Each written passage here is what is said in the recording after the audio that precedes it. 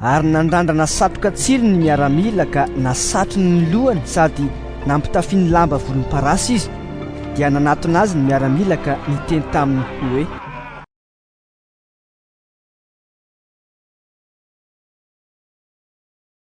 arahaba ary mpanjakany jiosy, sady namely te hamaina azy izy.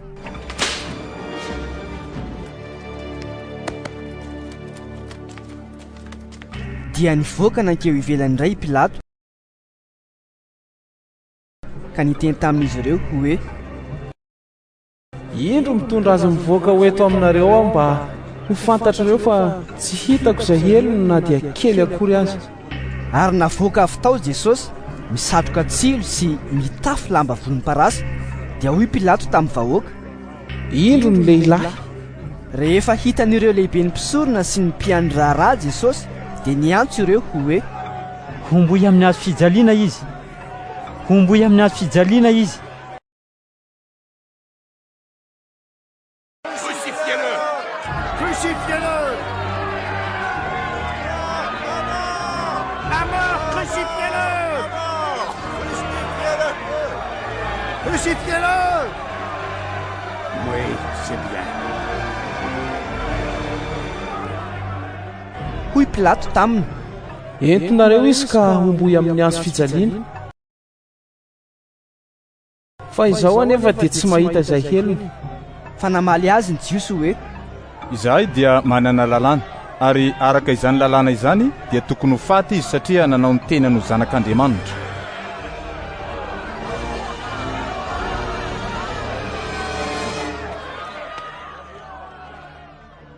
no nireny Pilato izany teny izany dia vao mainka natahotra izy.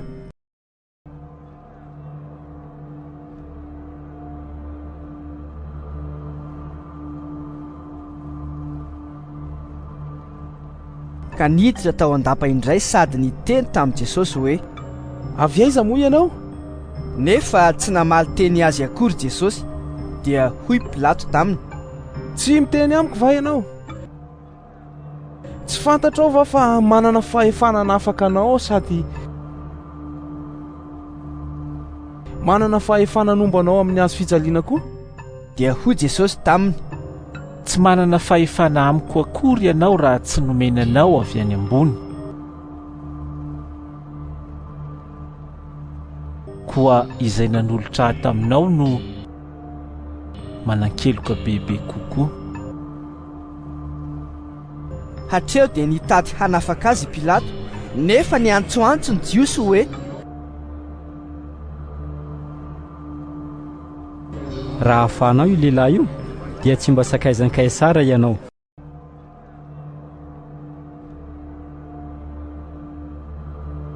Fa izay rehetra manao ny tena no mpanjaka dia manao teny manotra ny Kaisara.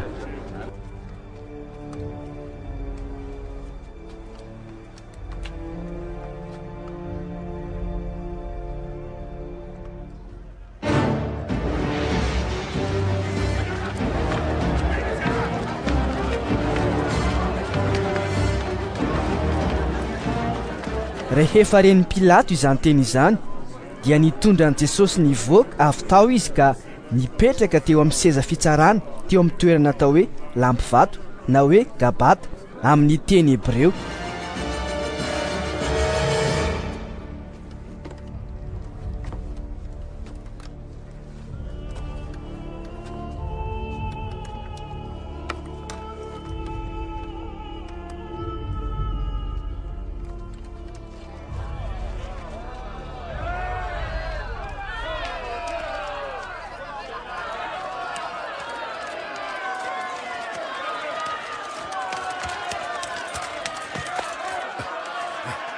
Andro fiomanana amin'ny Pasika ny andro tamin'izay, tokony ho tamin'ny ora fahaenina, dia hoy izy tamin'ny jiosy, Indro ny mpanjakanareo? fa niantsoantso ireo hoe Vonoy, vonoy, homboy amin'ny hazo fijaliana izy.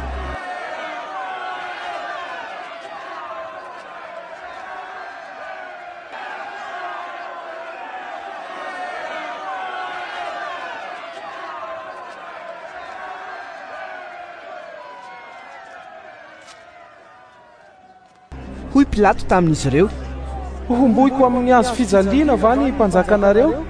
dia hoy ireo lehibe ny mpisorona hoe: tsy manana mpanjaka afa-tsy Kaisara izahay. ary tamin'izay Pilato dia nanolotra azy taminy mba homboana amin'ny azo fijaliana, dia noraisin'ireo Jesosy.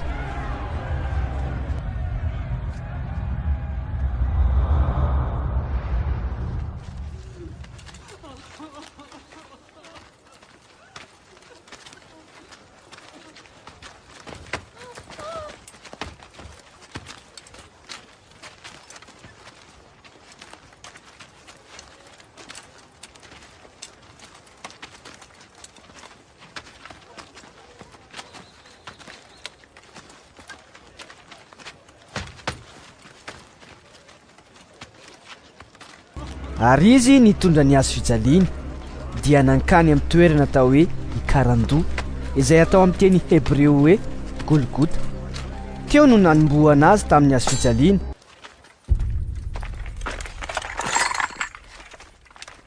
Ary nisy roa lahy koa niaraka taminy, iray avy teo andaniny roa, fa Jesosy no teo afovoany.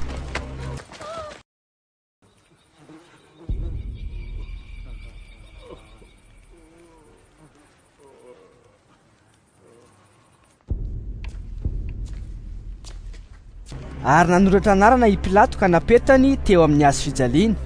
Izao ny voasoratra: Jesosy avy any Nazareta, mpanjakan'ny Jiosy.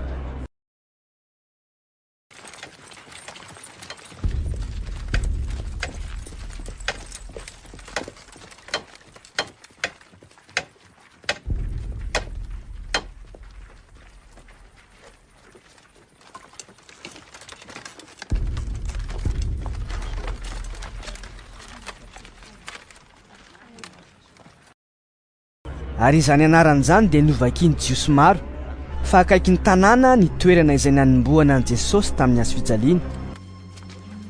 Voasoratra tamin'ny teny Hebreo sy Romanina ary Grika izany soratra izany.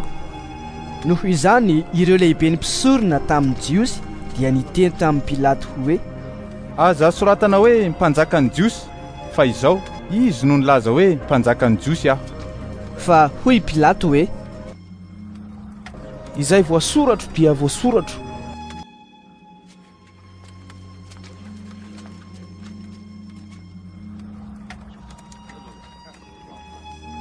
Rehefa voahombony miaramila tamin'ny azo fijaliana Jesosy, dia nalainy ny fitafiany ka nozarainy efatra, samy nanana ny anjarany avy ny miaramila.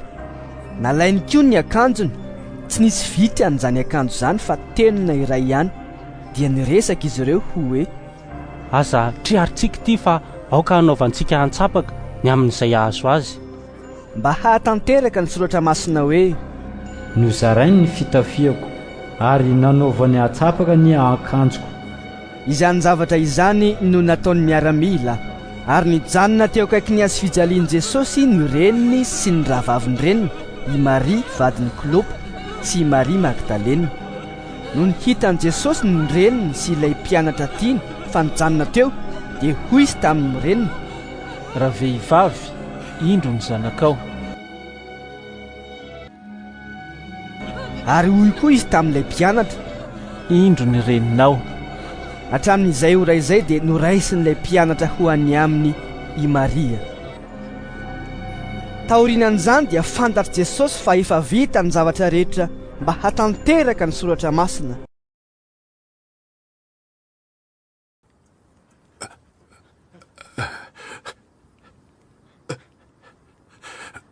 Ka hoy izy: mangetaheta aho. Ary nisy bakoly feno vinaingitra nipetraka teo, ary nisy sponjy feno vinaingitra naraikiny tamin'ny hisopa ka nataony miaramila tamin'ny vavan'i Jesosy.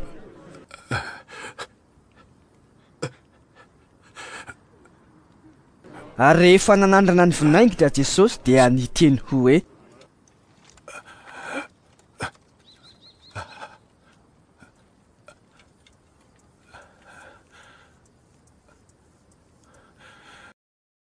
vita.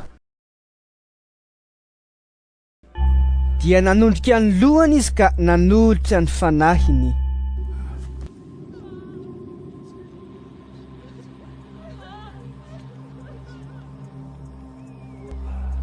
ary satria andro fiomanana ny andro dia nangataka tamin'ny Pilato ny Jiosy mba ho tapahina ny ranjon'ireo ka isorina ny faty mba tsy ho tratry ny andro sabata eo amin'ny hazofijaliana satria andro lehibe izany sabata izany.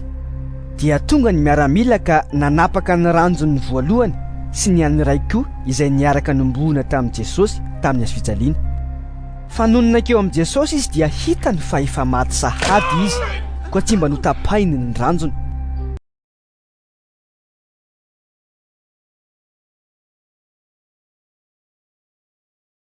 Nisy miaramila iray nefa nandefina ny lany voany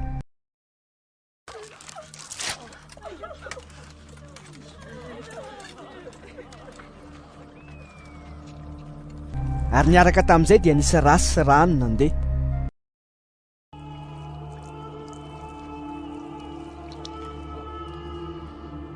Ilay nahita dia vavolombelona manambara ary marina ny fanambarany ary fantany fa milaza ny marina izy mba hinonareo koa. Fa tonga izany mba hahatanteraka ny soratra masina ho hoe tsy hisy ho tapaina ny taolany. Hoy koa ny teny iray eo amin'ny soratra masina, hijery izay nolefoniny izy.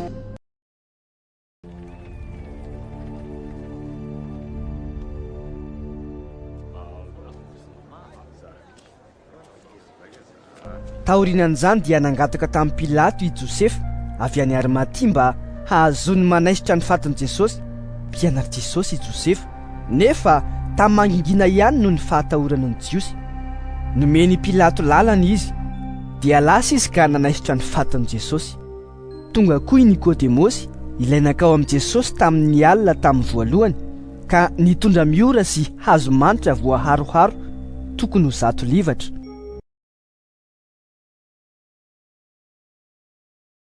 Dia noraisiny ny fatin'i Jesosy ka nofonosiny ny lamba-paty mba amin'ny zava-manitra araka ny fanaon'ny Jiosy raha manamboatra faty halevina. Nisy saha teo amin'ilay nanomboana azy tany amin'ny hazofijaliana ary teo anatin'ilay saha dia nisy fasana vaovao izay tsy mbola nandevenana olona. Tao no nandevenany an'i Jesosy